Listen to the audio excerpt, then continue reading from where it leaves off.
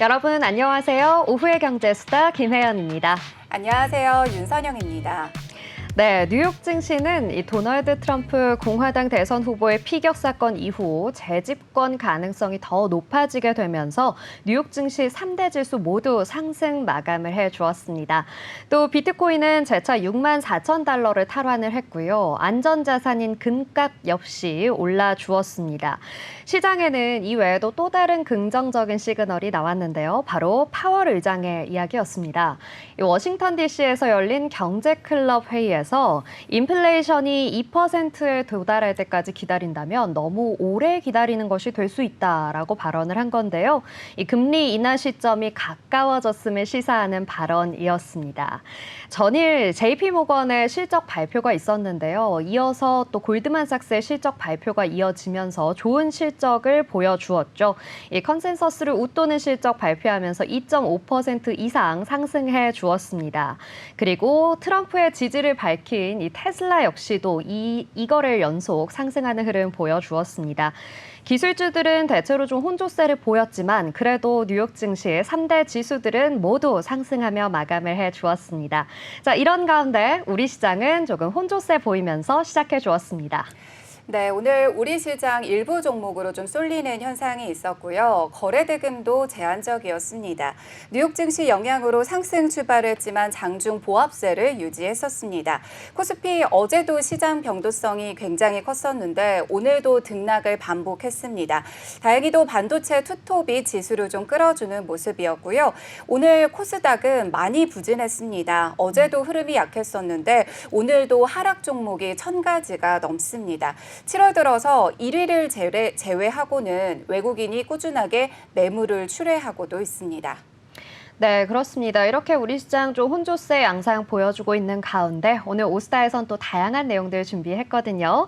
자, 화제의 종목을 집중 탐구하는 마켓나우 앵커들의 수다 시간 준비되어 있고요. 또 매주 화요일 함께 하정민 교수와 알아보는 부동산, 위클리 부동산 이슈 시간도 준비되어 있습니다. 네, 또 오늘 시장 마감 전 짚어보는 주식시장의 특징적 흐름 분석도 준비되어 있으니까요. 끝까지 함께 보시기 바랍니다. 아울러 본방송에서 제공하는 정보는 투자 판단에 대한 조언일 뿐 해당 주식의 가치와 상승, 하락에 대해서는 보장하지 않습니다. 네, 오후의 경제수다 오스다 그럼 시작해 보도록 하겠습니다. 먼저 현재 우리 시장 상황 먼저 살펴보고 오도록 하겠습니다. 시황캐스터 이연아 캐스터 나와주세요. 네, 7월 16일 이 시각 시황 전해드리겠습니다. 간밤 미증시 앞서 말씀해주신 대로 트럼프 전 대통령의 당선 가능성이 높아지고 있고요. 또 기준금리 인하 발언으로 인해서 좋은 흐름 보였습니다. 하지만 우리 시장은 그 훈풍이 드나 싶었는데 아쉬운 흐름 보여지고 있습니다. 코스피 코스닥 양시장 혼조세 보이고 있는데요. 먼저 코스피는 0.13% 소폭 상승하며 2,864포인트 지나고 있습니다. 트럼프 수혜주라고 하죠. 방산, 가상화폐, 우크라이나 재건까지 관련 종목들이 강세를 보이면서 코스닥의 지수를 좀 이끄는 모습이었는데요. 반면에 코스닥에서는 1% 넘게 하락하고 있습니다. 1.56% 하락하며 839포인트 지나고 있습니다. 840선 아래에서 하회하고 있는 모습 포착해 보시기 바랍니다. 이어서 수급 상황 살펴보겠습니다. 오늘 원달러 환율이 1,386억까지 올라가기도 했습니다. 이로 인해서 외국인들의 수급에도 좀 영향을 미친 것으로 확인이 되는데요. 오늘 오전 중에는 외국인이 강한 매도세를 보였다가 오후 들어서 매수로 전환을 했습니다. 977억 원 사들인 모습이고요. 기관도 1,311억 원 사들이면서 동반 매수세 보였습니다. 이어서 코스닥도 살펴보겠습니다. 오늘 코스닥은 반대로 기관과 외국인 동반 매도세 보였는데요. 2차 전지주의 또 흐름을 또 보이면서 강한 하락이 이어지고 있습니다. 코스닥에서는 아무래도 2차 전지 관련 종목들이 많은 가운데 외국인들의 강한 매도세가 되어 있다는 점 확인해 보시기 바랍니다. 이어서 시가총액 상위 종목 살펴보겠습니다. 시가총액 코스피 1위부터 5위 살펴보겠습니다. 삼성전자와 SK하이닉스 반도체 투톱의 상승세가 이어졌습니다. 각각 1%대 상승하며 87,600원, 233,500원 가격에 지금 거래되고 있는 모습 확인해 보실 수가 있고요. 2차 전지주의 하락세로 인해서 역시나 LG 에너지 솔루션 3%대 넘게 하락하고 있습니다. 34만 4,500원에 거래되고 있습니다. 오늘 현대차, 오늘 자동차주들의 상반기 수출액이 좋았다라는 그 실적의 발표가 있었습니다. 이 소식으로 인해서 오늘 현대차 2%대 상승 흐름 보여지고 있는데요. 27만 4천 원에 거래되고 있습니다. 이어서 6위부터 10위 살펴보겠습니다. 역시나 현대차로 인해서 기아도 1%대 상승 흐름 보여지고 있습니다. 12만 2,300원에 거래되고 있고요. 이 밖에 셀트리온과 KB금융 0.21% 하락하고 있고요. 1.87% 하락세 보여지고 있습니다. 역시나 코스코 홀딩스 또한 3%대 하락세 이어지고 있습니다. 코스닥 시가총액 상위 종목 살펴보겠습니다. 먼저 1위부터 5위입니다. 역시나 에코프로주들의 또 그룹주들 하락세가 이어지고 있는데요. 에코프로 BM 5%대 하락하고 있고요. 에코프로 또한 5%대 하락하며 97,500원에 거래되고 있습니다. 대부분 파란불을 켠 가운데 삼천당제약 나홀로 빨간불 켜내고 있습니다. 오늘 삼천당제약에서는 비만 치료제 관련 기대감으로 인해서 상승세 이어지고 있는데요. 주사용 비만 치료제를 경구용 비만 치료제로 개발하고 있다라는 소식으로 인해서 오늘 14% 급등 흐름 보여지기도 했습니다. 지금은 그 상승폭을 다소 반납한 모습인데요. 0.05% 상승하며 19만 8,100원에 거래되고 있습니다. 이어서 6위부터 10위도 살펴보겠습니다. 오늘 제약바이오주 쪽으로는 조금 지지부진한 흐름 이어지고 있습니다. 셀트리온 제약도 1%대 하락하고 있고요. 엔캠도 4%대 하락세 이어지고 있습니다. 리노고목은 조금 소폭 상승하며 지금 마감 준비하고 있는 상황인데요. 1.25% 상승하며 23만 3,500원에 거래되고 있습니다. 오늘 트럼프 관련해서도 수혜주와 또 피해주 관련해서도 또 상승과 하락을 등락하고 있으니까요. 이번 주 투자 전략 잘 세워보시기 바랍니다. 지금까지 시황센터였습니다. 네, 잘 들어봤습니다. 자, 우리 시장 오늘 양시장 좀 혼조세가 뚜렷하게 보이는 모습인데요. 그중에서도 코스닥의 좀 낙폭이 깊어지는 모습입니다. 10시를 기점으로 해서 이 하락한 지수가 상승하기가 좀 어려워 보이는데요. 그래도 마감까지 조금이라도 힘을 더 내줄 수 있기를 바라보도록 하겠습니다. 자, 이렇게 우리 시장 흘러가고 있는 가운데 오늘 우리 시장에서 뜨겁게 또 함께 이야기 나눠봐야 할 순간들 어떤 것들이 있는지 이슈들 살펴보는 마켓나우 앵커들의 수다 시간으로 넘어가 보도록 하겠습니다. 자, 오늘 처음 함께 이야기해볼 내용은요. 바로 K푸드 열풍이 전 세계적으로 뜨거워지면서 이 음식에 대한 이야기를 좀 해보려고 합니다. 바로 김인데요. 선영 앵커 김 좋아하세요? 대한민국 사람들은 뭐 거의 김 먹고 자라지 않았을까 그렇죠. 싶은데요. 네. 저도 어렸을 때 이제 집에 반찬이 없다 그러면 김 하나만 꺼내주게 맞습니다. 됐었거든요. 네. 근데 그 매력을 이제 전 세계가 알고 있는 것 같죠. 그렇죠. 역시 한국 사람 입맛에 맞는 것은 전 세계에도 통하나 싶습니다.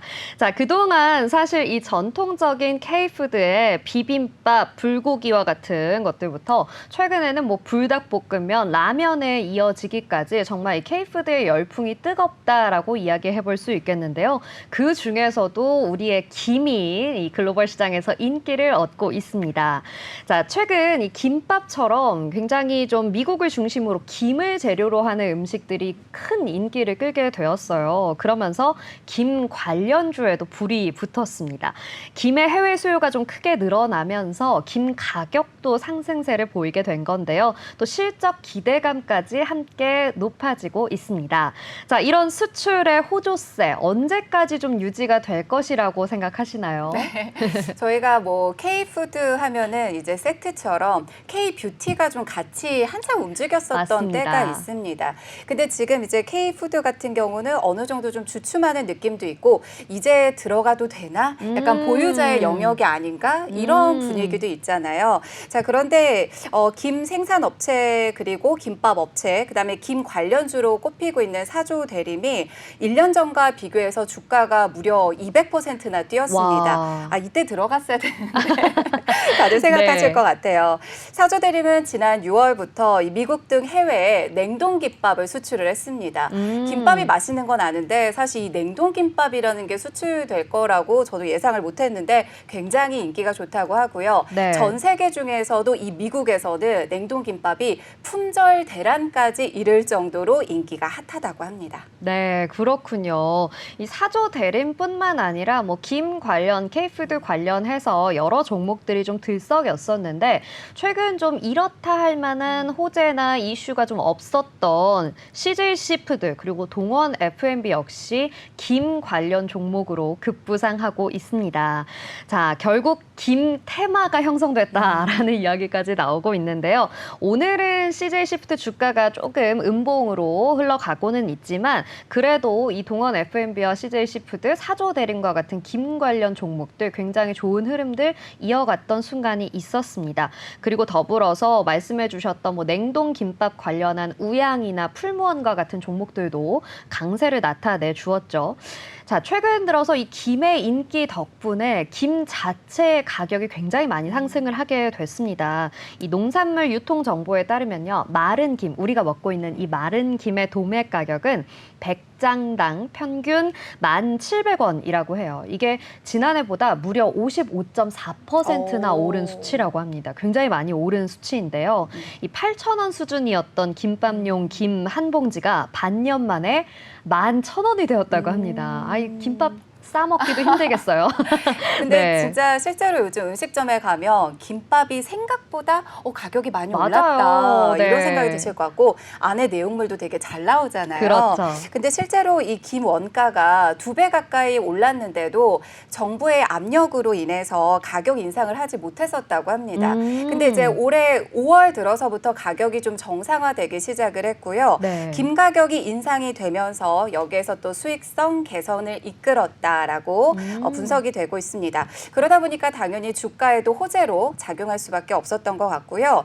그런데 이 김 가격이 오르는 데 있어서는 요즘 전 세계적으로 또 중요한 이슈가 기후 변화잖아요. 그렇습니다. 기후 변화가 또 요인이 된다고 합니다. 한국에 이어서 두 번째로 김 생산량이 많은 곳. 아마 아실 것 같기도 한데 네. 가까운 나라 바로 일본입니다. 그렇죠. 그런데 일본이 최근에 이상고온으로 바다 온도가 올라갔고요. 또 적조 현상이 발생하면서 김의 원재료라고 할 수 있는 이 원초 생산이 급격히 줄어들었다고 합니다. 네, 그렇군요. 이런 좀 김 생산의 어려움은 이웃나라 일본뿐만 아니라 우리도 사실 조금 느끼고 있습니다. 그래서일까요? 이 바다에서 김을 재배하는 것이 아니라 이제 육지로 올라오자. 육상으로 올라와서 김을 재배해보자라는 기술이 나왔습니다. 이 풀무원은요, 2021년부터 육상에서 김을 양식하기 위한 기술 개발에 착수를 했고요. 최근 국내 최초로 육상 양식 김을 선보였습니다. 자, 큰 수조에서요, 이 바다와 동일한 환경의 수질을 좀 만들어준 다음에 양식을 하는 방식인데요. 품질이 굉장히 일정하게 이 물김을 4계절 내내 생산할 수 있다라는 것이 가장 큰 강점으로 꼽힌다고 합니다. 자, 그런데 사실 이 풀무원이 이렇게 개발에 착수했고 처음으로 선보이기는 했지만 아직까지는 뭐 전체적으로 이런 기술 개발을 하고 또 기술을 사용하고 있는 것은 아니잖아요. 당장은 좀 수출 물량이 부족하다고 하죠. 맞습니다. 일단 수요에 비해서 공급이 현실적으로 좀 부족한 상황인 거는 맞고요. 김은 지난해 해외 수출액이 1조 원을 돌파했다고 합니다. 어마어마한데요. 역대 최대 수출 실적을 기록했고요. 아까 전에 김테마라고도 얘기해 네. 주셨잖아요. 그래서 검은 반도체라는 우와. 또 별명을 가지고 있는데 업계에서는 지난해 좀 작황이 부진하기도 했고 가공하고 수출할 수 있는 물량도 좀 부족하고 한계가 있다고 보고 있습니다. 그래서 김이 본격적으로 생산되는 시기가 네. 12월부터 4월까지라고 하거든요. 그래서 이 시기에 생산되는 물량에 따라서 내년도 전망을 이제 예상을 할 수가 있다고 합니다. 네, 그렇군요. 사실 이렇게 좀 해외 수출 확대가 되면서 실적이 개선되다 보니까 증권가에서는 과연 이 종목을 사야 할까 말아야 할까 이야기를 좀 하고 있습니다. 신규 사업 진출과 같은 호재들 덕분에 좀 기대감이 계속해서 상승하고 있는 건데요. 하반기에도 김 관련주들 계속해서 좀 상승할 것이다라고 전망을 하고 있습니다. 하지만 이 상승폭이 좀 급작스러웠고 또 굉장히 급격하게 큰 만큼 투자자 여러분들께서 항상 투자하실 때 유의하셔서 투자해 주시기 바랍니다. 추가적으로 모멘텀 지속적으로 확인이 될 때마다 저희 오수다에서도 여러분께 이야기 드릴 수 있도록 하겠습니다. 자, 그렇다면 이렇게 김 이야기 함께 나눠봤고요. 다음으로 나눠볼 이야기는요. 여전히 기다리고 있는 이 종목입니다. 저는 사실 네. 이 종목 7층에 있거든요. 우리 선영 앵커님도 혹시 주주신가요? 저는 84층에서 아이고. 열심히 물타기 해가지고 저도 아이고. 7층대로 내려왔습니다. 그러셨어요. 네. 언제쯤 10층에 올라설까 기대되는 삼성전자 이야기를 좀 해보려고 합니다. 일단 이제 저희가 김 얘기를 했었는데 네. 이제 검은 반도체가 아니고 진짜 반도체, 그렇죠, 진짜 반도체. 얘기를 해보도록 하겠습니다. 사실 이제 많은 전문가분들이 얘기를 해주시면 삼성전자의 주가 전망이 대부분 밝습니다. 근데 좀 걱정이 되기는 해요. 이제라도 들어가야 되나, 이제 네. 갖고 있는 사람들에게 희망이 있는 건가라는 생각이 드는데 2021년 초부터 이 삼성전자의 목표 주가를 대부분의 이제 증권가에서 10만 원 이상으로 제시한 리포트를 발간을 하고 있습니다. 오. 그러다 보니까 이제 별명처럼 돼버렸어요. 10만 전자, 10만 전자, 맞아요. 10만 원 결국 간다. 이제 시간 문제다. 이제 기다리면 된다라는 분위기인데 하지만 이제 지금까지 10만 전자를 돌파했던 적은 한 번도 없습니다. 없죠. 그래서 희망 고문이라는 말이 진짜 절로 나옵니다. 그래도 좀 희망적인 건 최근에 삼성전자가 굉장히 힘을 내고 있고 맞습니다. 또 혜연님께서 지금 8층에 계시다고 했는데 지금 네. 그러면 약간 한숨 돌리셨나요? 네네. 저는 이제 조금 마음을 내려놓았어요. 이제 조금 괜찮다 생각을 하고 있는데 네. 저뿐만 아니라 이 증권가의 분들도 이제 괜찮다라고 생각을 하시는 시점인가 봐요. 증권가의 평균 투자 의견은요. 매수로 집계가 됐습니다. 이 시장의 기대치를 뛰어넘는 실적 발표가 이어지면서 상승 압력을 좀 더했기 때문인데요. 그리고 또 며칠 전에 우리 파리의 언팩 행사에서도 굉장히 인기가 뜨거웠잖아요. 그러다 보니까 이 삼성전자를 또 버틸 수 있게 해주는 이 근본 산업, 바로 반도체 산업이 다시 한번 또 급부상하지 않을까라는 기대감 갖게 되는 것 같습니다. 반도체 중에서도 이 삼성전자가 잘하는 반도체, D램 그리고 HBM 반도체 이야기로 우리가 좀 이야기를 해봐야 될 것 같은데 증권업계에서는 이 3분기 삼성전자의 HBM 반도체 공급 여부, 엔비디아에 공급할지의 여부가 좀 결정이 되고 추가 모멘텀으로 이 HBM에 대한 이야기가 작용을 할 것이다라고 보고 있는데요. 그러다 보니까 이 하반기 중에 삼성전자의 HBM3E 제품이 주요 고객사의 품질 테스트를 통과하고 또 양산이 시작이 되게 되면 주가가 다시금 좀 움직일 것이다라는 반응들이 나오고 있습니다. 사실 그동안은 이 HBM을 가지고 좀 주자가 누구냐라고 이야기했을 때 SK에 좀 삼성전자가 밀리는 모습을 많이 볼 수 있었거든요. 그런데 이 엔비디아를 필두로 갔던 SK가 최근 엔비디아에 좀 힘들어하는 모습들과 함께 약간 영향을 받으면서 다시금 삼성전자 올라오는 것 아니냐라는 의견들이 나오고 있습니다. 아무래도 삼성전자를 좀 가슴속에 오랫동안 품고 계셨던 분들은 네, 저요.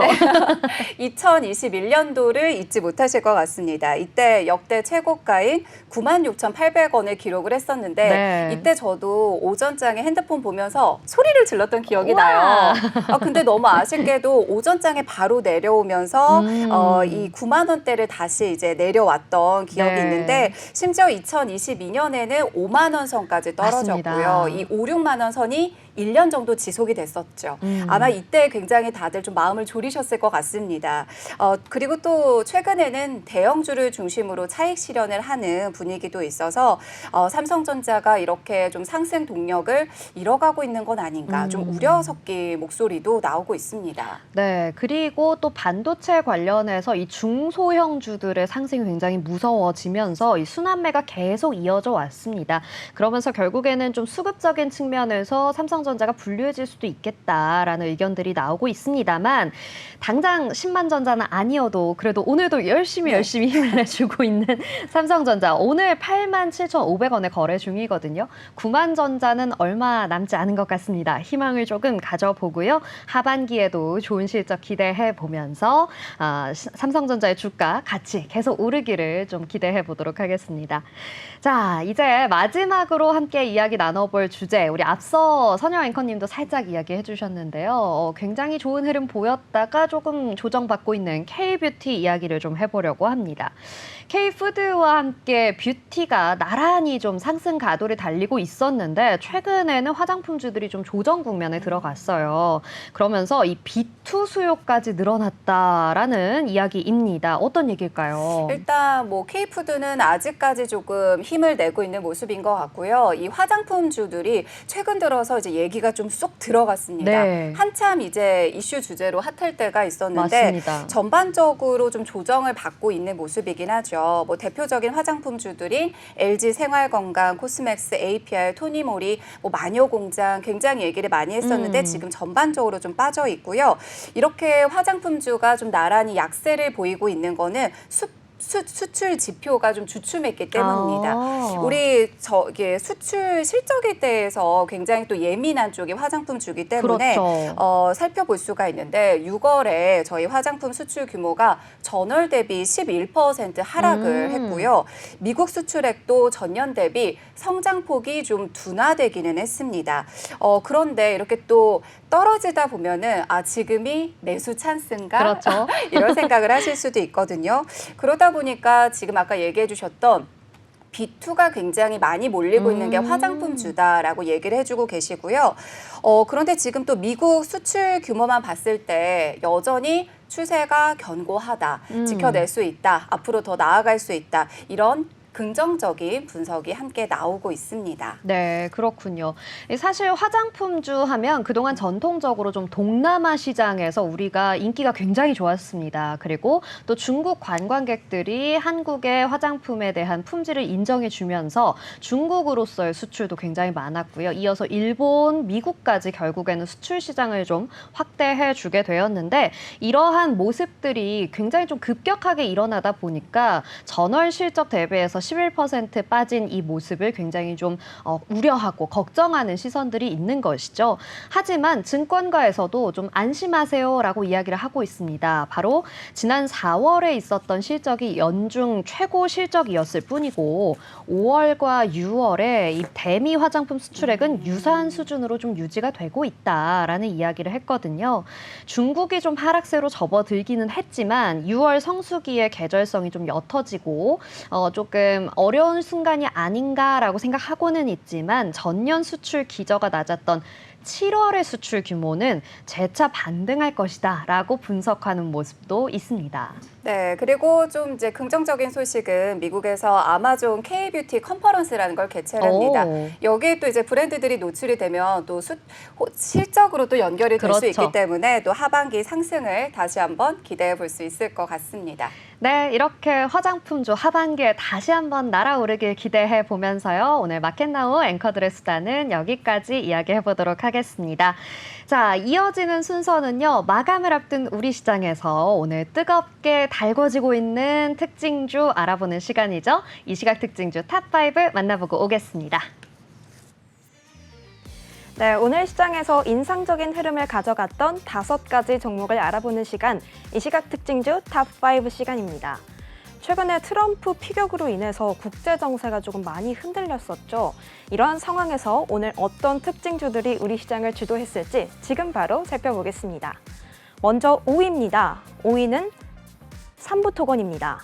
사실 어제 제가 트럼프 수혜주로 인해서 원전, 그리고 방산, 그리고 제약 바이오까지 좀 언급을 드렸었죠. 오늘은 또 새로운 수혜주입니다. 바로 재건 관련주입니다. 이 전쟁 종식을 꾸준히 언급해왔던 트럼프 전 대통령의 재선 가능성이 좀 많이 높아진 상황이었죠. 이런 상황에서 러시아와 우크라이나, 전쟁 종식되지 않을까 하는 기대감에 우크라이나 재건 기대감까지 함께 올랐습니다. 이에 재건 관련 종목들 오늘 오름세 나타내주고 있고요. 건설업종에 속하는 삼부토건, 현재 전일 대비 12% 넘게 오르면서 급등하고 있습니다. 삼부토건 같은 경우에는 우크라이나와 스마트시티 프로젝트에 참여해줄 것을 약속하는 양해 각서까지 체결을 하면서 우크라이나 재건 관련 종목으로 꼽히고 있습니다. 이뿐만 아니라 다산 네트워크스 또한 우크라이나 지원 사업에 참여하겠다고 밝힌 바가 있는데요. 여기에 더해서 HD 현대건설기계도 재건 사업에 관심을 보인 만큼 관련 기업들 모두 상승을 하고 있습니다. 다음으로 4위 살펴보겠습니다. 4위는 삼천당 제약입니다. 사실 오늘 장 초반까지만 해도 삼천당 제약이 그동안의 하락세를 딛고 좀 상승 흐름으로 옮겨지는 든가 싶었는데 오늘 다시 이내 하락세로 전환을 했습니다. 현재 1.46% 하락하면서 19만 5,100원 선 지나가고 있습니다.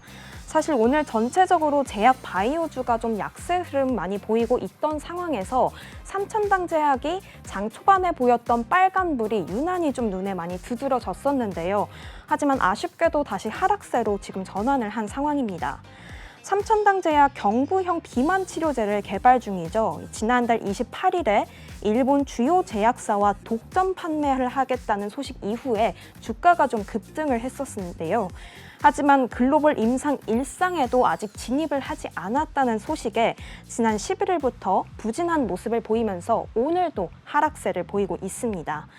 그래도 올해 미국에서 이 비만 치료제의 좀 수익률이 M7을 무려 상회할 정도다 하면서 이 제약 바이오주들의 기대감을 좀 한껏 키워 오르고 있었는데요.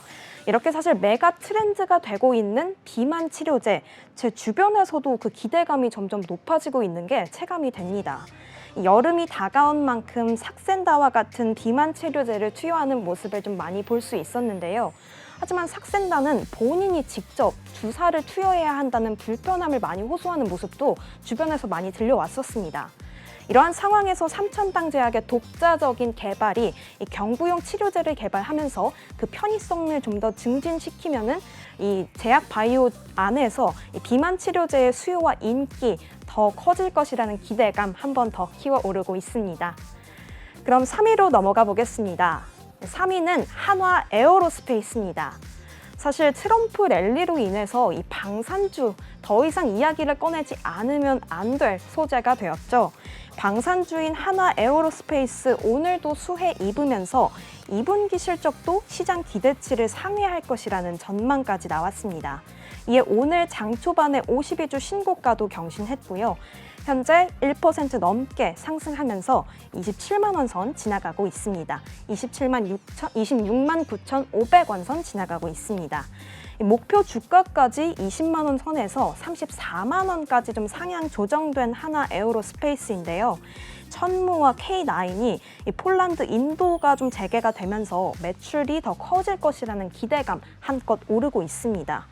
이뿐만 아니라 한화 에어로스페이스가 무인 차량을 좀 자체 개발을 해서 미국 진출까지 좀 키워 오를 것이라고 발표를 했는데요. 혹시 제가 어제 좀 말씀드렸던 특징주 2위 종목 기억하시나요? 네, 바로 LIG 넥스원이었습니다. LIG 넥스원도 비궁을 이 FCT 최종 시험에 통과를 시켰었죠.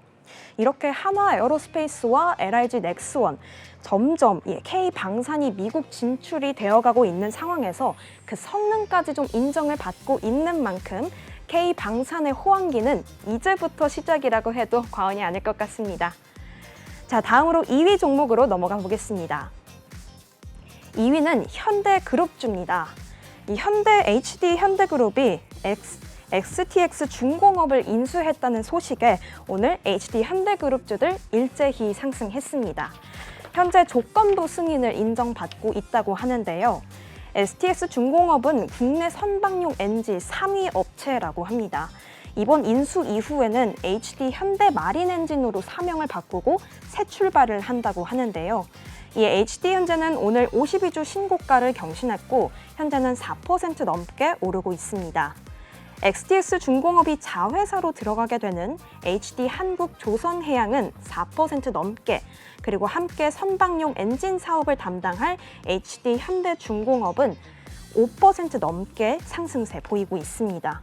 계속 HD 계속 언급을 드려서 뭐가 어떻게 돌아가는 거야 라고 조금 혼돈이 있으실 것 같아서 다시 한번 좀 정리를 해드리면요. 당분간 HD한국조선해양의 자회사로 STX중공업이 들어가게 되고요.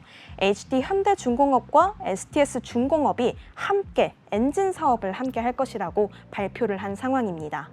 각 기업이 엔진 제작에 있어서 좀 주력을 서로 각자 보이고 있는 만큼 이러한 감점을 극대화시키게 된다면 이 생산 능력이 더욱 커질 것으로 보이는 상황입니다. 대망의 1위 발표하겠습니다. 1위는 삼성전자입니다. 삼성전자 오늘 흐름 좋았습니다. 삼성전자가 대만 반도체 기업과 업계 최고 속도인 저전력 D램을 검증 완료했다는 소식에 어제 이어 오늘도 상승하고 있습니다. 곧 상용화에 나설 것이라고 덧붙였는데요. 저전력과 고성능, 이 두 마리 토끼를 다 잡은 D램이죠. 이를 활용한 AI 기능은 더욱더 고도화될 것이고요. 저전력 D램을 사용하는 모바일 D램 시장에서 삼성전자가 점유율 1위를 차지하고 있는 만큼 그 입지를 더 공고히 다질 것으로 보입니다. 어제 또 뿐만 아니라 삼성전자가 세계 스마트폰 시장에서 2분기 연속 1위를 차지했다는 소식까지 나오면서 삼성전자의 앞으로의 행보, 10만 전자까지 기대를 해보면서 기대감 더 키워나가 보겠습니다. 지금까지 이 시각 특징주 탑5였습니다. 네, 잘 들어봤습니다. 이 시각 특징주 탑5 정말 다양한 종목들이 오늘 또 탑5에 올랐는데요. 저는 좀 이 경구형 비만 치료제 굉장히 기대가 되는 이야기 중에 또 하나입니다. 사실 이 경구형 비만 치료제뿐만 아니라 비만 치료제 테마도 굉장히 좋은 흐름이었잖아요. 어제부터 또 대원제약과 라파스가 붙이는 비만 치료제 패치형을 또 개발했다라는 소식에 좋은 흐름 이어졌는데요. 오늘 라파스가 또 상한가를 만들어냈습니다. 여러분께서도 이 비만 치료제 테마 그리고 관련 종목들도 좀 살펴보셨으면 좋겠고요. 삼성전자 오늘 좋은 호재와 함께 계속해서 상승 흐름으로 마감을 해주었습니다. 자, 이렇게 특징주 듣고 오는 동안 우리 시장은 마감을 했는데요. 오늘 마감 시황 간략하게 또 함께 듣고 오도록 하겠습니다. 시황센터 나와주세요. 네, 7월 16일 화요일 우리 시장 현재 마감했습니다. 우리 시장은 오늘 좀 혼조세가 보이면서 마감을 했습니다. 희비가 조금 엇갈리는 모습이었는데요. 코스피 같은 경우에는 삼성전자와 SK하이닉스의 힘을 입어서 좀 상승을 하는 모습이었지만 코스닥 같은 경우에는 트럼프 피해주라고 불리는 2차 전지주의 약세로 지수를 좀 끌어내리는 모습이었습니다. 자세한 상황은 지수로 한번 짚어보겠습니다. 코스피 오늘 음전을 오간 적도 있었지만 말씀드렸듯이 반도체 투톱으로 인해서 현재 강보합권에 마감했습니다. 2866선에서 마무리 지었습니다. 코스닥 같은 경우에는 오늘 장 전체적으로 좀 파란불이 짙었습니다. 850선 이탈 그리고 840선까지 이탈을 하면서 현재는 839선 마무리했고요. 1.56% 크게 낙폭을 보였습니다. 수급으로 한번 넘어가 보겠습니다. 오늘 코스피 수급에서는 사실 3거래일 연속 기관과 외국인의 매매 공방이 이어졌었는데요. 외국인이 오후장 들어서 매도에서 매수로 전환을 하면서 함께 또 지수를 끌어올리고 있습니다. 개인은 반면에 홀로 2천억 원 넘게 물량을 덜어내고 있습니다. 코스닥 수급으로 넘어가 보겠습니다. 코스닥에서는 사실 오늘 시총도 약세를 보였지만요. 이 수급도 뒷받침을 해주지 못했습니다. 기관과 외국인 모두 함께 매도세 보이고 있고 개인 홀로 1,700억 원 넘게 물량을 담아내고 있습니다. 마감 시황이었습니다. 네, 잘 들어봤습니다. 우리 시장 오늘 아쉽게 좀 혼조세로 마감을 했는데요. 코스닥 지수의 낙폭이 좀 깊습니다. 내일은 이 낙폭들 좀 회복해 나갈 수 있기를 바라보도록 하겠습니다. 자, 그럼 저희는 다음 코너로 넘어가 보도록 하겠습니다. 매주 화요일 여러분과 함께하는 시간인데요. 부동산에 대한 모든 정보를 알려드리는 시간이죠. 위클리 부동산 이슈 시간입니다. 부동산과 재테크 여러분도 그렇고 저도 그렇고 항상 고민하는 분들 많으실 텐데요. 오늘 그 내용 함께 풀어보도록 하겠습니다. 네, 이런 고민들 하정민 건국대 미래지식교육원 교수님 모시고 투자 이슈부터 전반까지 함께 짚어보도록 하겠습니다. 교수님 어서 오세요. 네, 안녕하세요. 네, 교수님 반갑습니다. 오늘도 또 아름다운 미모를 뽐내주시면서 저희와 함께 해주고 계시는데요. 자, 오늘 첫 번째 질문부터 드리도록 하겠습니다. 서울 아파트 거래량이요, 이 3년 6개월 만에 최고치로 치솟았습니다. 지난달에는 이 아파트 매매 거래량이 6천 건을 돌파했다고 해요. 그러면서 2020년에서 2021년 집값의 폭등기, 이 초입의 거래량 수준으로 굉장히 많이 올라섰고요. 또 전국의 집값도 7개월 만에 상승 전환을 했습니다. 이 서울발 온기가 전체적으로 좀 확산이 되고 있는 것 같은데 교수님께서는 이러한 거래량 증가, 우리 부동산 시장에 어떤 영향을 미칠 거라고 좀 보시나요? 많은 분들이 이제 거래량이 많이 늘었다라는 소식에 우리 동네 집값도 한번 체크해 볼까 했더니 역시 호가가 오르고 있다라고 많이 얘기를 해주십니다. 봤을 때요, 사실 2월 달부터 가격이라든지 거래량 상승의 조짐은 있었거든요. 2월 달에 이제 서울 수도권에, 서울권에 거래량을 봤을 때 이제 2,500건에서 3월, 4월 4,000건, 5,000건. 그 말씀하신 지금 6월은 6,000고지를 네네. 넘어섰죠. 사실 봤을 때요, 이전에는 가격만 올라가는 호가였지만 이렇게 거래량이 따라준다는 것은 본격적으로 이제 가격의 상승이 랠리가 조금 시작됐다라고 말씀을 드릴 수가 있겠습니다. 어떻게 보면 이제 V자 반등이 나왔다라고도 얘기를 할 수가 있는데요. 어쨌든 간에 거래량이 지금 서울권은 받쳐주고 있지만 사실 아직 수도권이랑 일부 지방까지는 그래요? 온기가 아직은 미치고 있지는 못합니다. 하지만 이 서울 부동산 시장이 약간 바로미터 같은 그렇죠. 거잖아요. 예, 가격도 굉장히 많이 오르고 있고 거래량도 늘고 있습니다. 가장 놀라는 것이 이제 반포 지역 같은 경우에서는 85제곱미터가 국민평형, 네네. 85제곱미터가 84제곱미터가 얼마나 40억을 예? 40억을 이제 뜸을 들이신 이유가 돌파했습니다. 있네요. 네. 네네네, 40억을 돌파했기 때문에 지금 봤을 때 전반적으로 이제 서울 지역 그리고 이제 마용성 지역 같은 네네. 지역 같은 경우에는 가격이라든지 흐름세가 굉장히 좋게 가고 있다. 그리고 이에 이어서 이제 분양 시장에도 훈풍이 조금 불고 있다라고 말씀을 좀 드릴 수가 있겠습니다. 그래서 과연 이것이 언제까지 갈 것이냐, 이제 제 생각에는 이제 9월 달까지는 9월 거래량이라든지 가격의 상승폭이 올라갈 것 같다라고 좀 판단이 됩니다. 네. 왜냐하면은 이제 이사 시즌, 전월세 시즌이고요. 네, 그런 부분이 있고 또 이제 연휴를 좀 지켜봐야 알겠지만요. 하반기 시장에 큰 변수가 금리 인하에 대한 맞습니다. 기대감이 또 있습니다. 네. 그래서 봤을 때요, 이제 서울 집값을 결국은 끌고 가는 건요, 사실 임대가거든요. 전세가가 많이 올라가기 시작했고 매매가 안 되는 시점에서 전세가가 올라가기 시작했고 공급량은 굉장히 많이 줄어들 것으로 예상이 되고 있죠. 그리고 많은 분들이 우리나라 부동산 시장은 아직까지 이 부동산 시장의 가치를 봤을 때 외국은 수익 환원율, 그러니까 수익률이 네네. 얼마나 나느냐를 따지지만 우리나라 같은 경우에 원가 환산을 합니다. 과연 이 아파트 토지값이 얼마였고 현재 이제 공사비가 얼마고 어느 정도의 거래가 되고 있는지를 따져봤을 때 네. 다시 돌아가도 이 가격대에 새 아파트가 공급되기가 어렵다. 없다. 네. 네. 그래서 공급량과 올라가는 전세가 금리 인하의 이 삼박자가 맞아 떨어져서 지금의 반등 모습을 좀 보이고 있다라고 말씀을 드릴 수가 있겠습니다. 지금 뭐 분양보다도 차라리 매매가 낫다라고 많이들 보시는 것 같아요. 근데 이제 이런 이제 아파트 매매 관련돼서 갭 투자에 대해서도 얘기를 안 해볼 수가 없을 그렇죠. 것 같습니다. 네. 그러니까 갭 투자라는 단어를 딱 꺼냈을 때 일단 대부분 좀 부정적인 인식이 먼저 들게 되잖아요. 근데 이런 갭 투자에 대한 의견이 지금 좀 엇갈리고 있습니다. 네. 뭐 이거는 이게 뭐 법적으로 문제는 없는 거다라고도 얘기를 하는데 앞으로 전세 시장에 이 갭 투자가 어떤 영향을 미치게 될까요? 갭 투자를 네. 이제 투기다 이렇게 보시는 부분이 좀 많고요. 네, 아무래도 네. 특히나 이제 우리가 그 임대가의 정확한 가치 판단하기 어려웠던 그 빌라왕 사건이 있잖아요. 그렇죠. 네, 그래서 이제 전세 금액을 많이 받고 실제로 매매가는 이렇게 많이 안 가는 이런 경우는 어떻게 보면 사기에 가깝다라고 말씀을 드릴 수가 있겠는데요.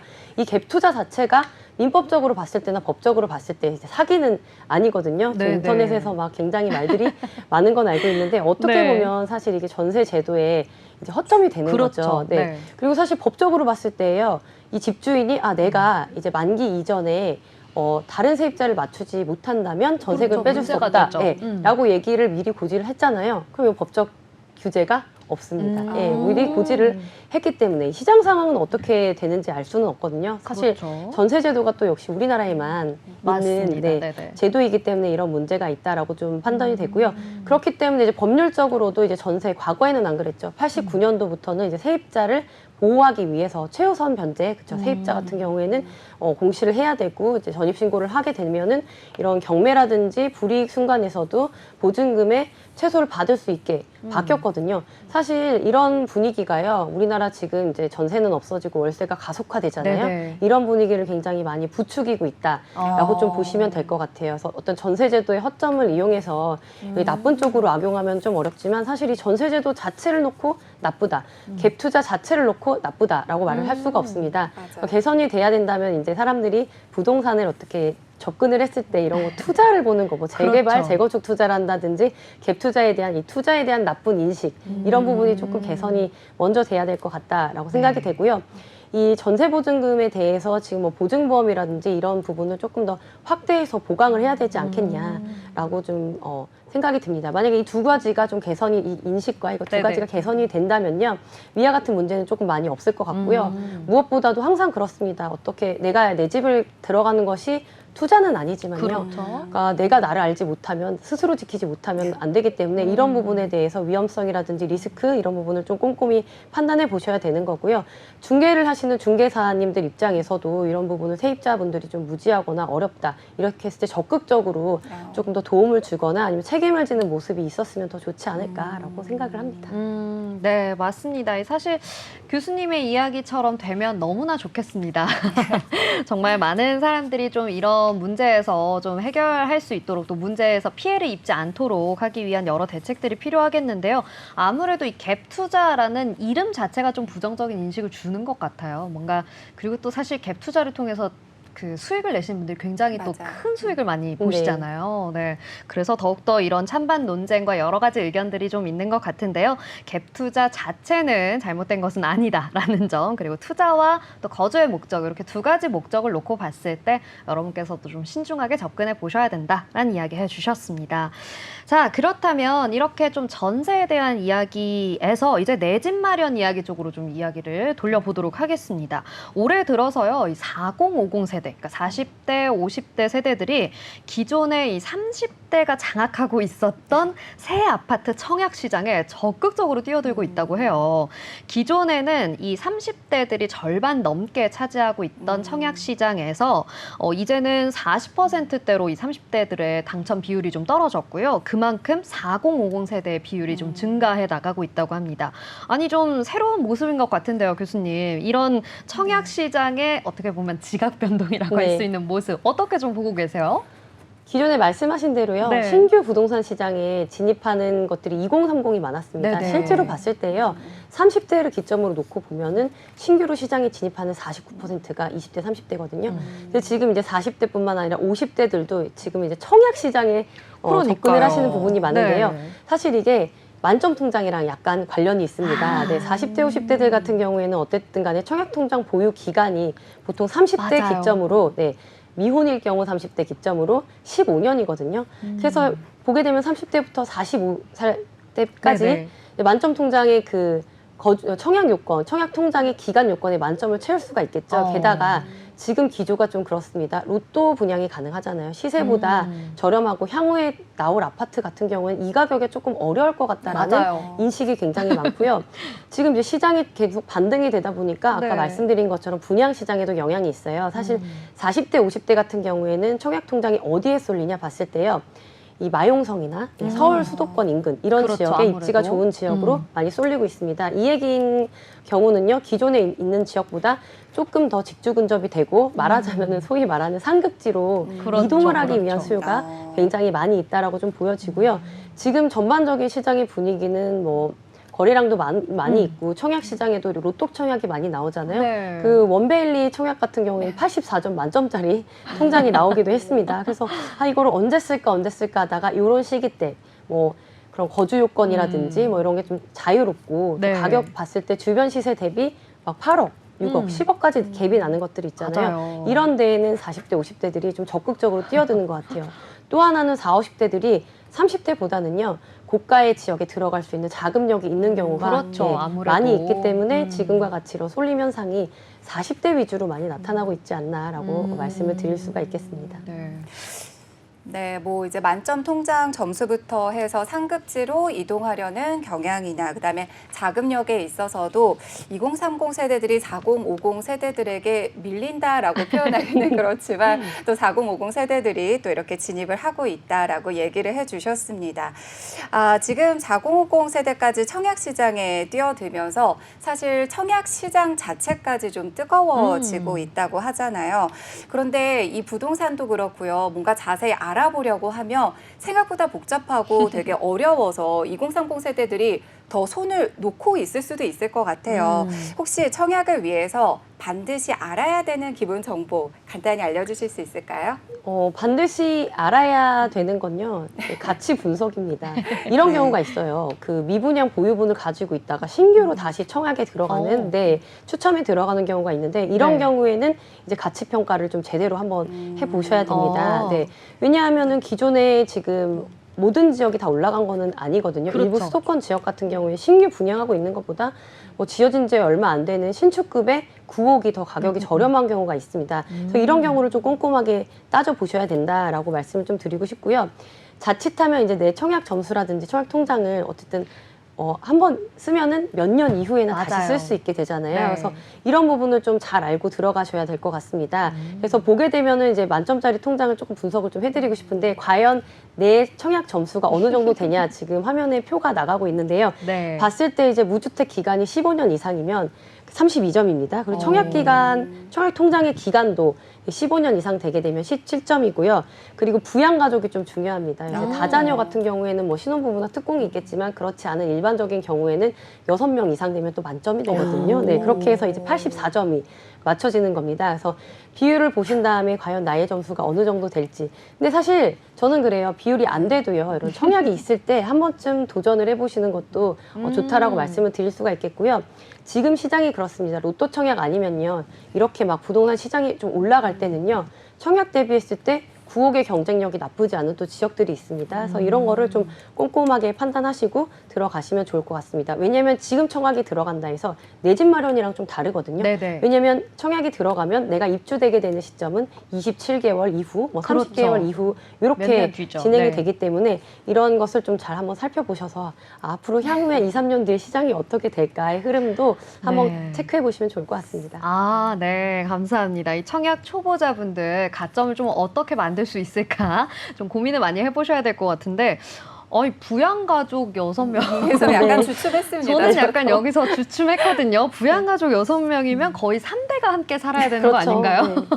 네. 네, 자, 이런 상황에서, 지금 제가 갖고 있는 청약의 경우에는요, 사실 점수가 그렇게 높지는 않아요. 네. 기간 자체가 길지가 않고, 또, 말씀하셨던 뭐 무주택자 기간이라던가 부양가족 수나 이런 것들을 저는 좀 채우기가 어렵기 때문에 네. 청약 점수가 좀 낮은 편인데, 청약 점수가 낮다면 네. 청약으로 뭔가 도전하는 것 말고 또 다른 방법, 뭔가 전세도 요즘 막 하고 있는데 청약 말고 다른 방법으로 좀 집을 마련할 수 있는 방법은 없을까요?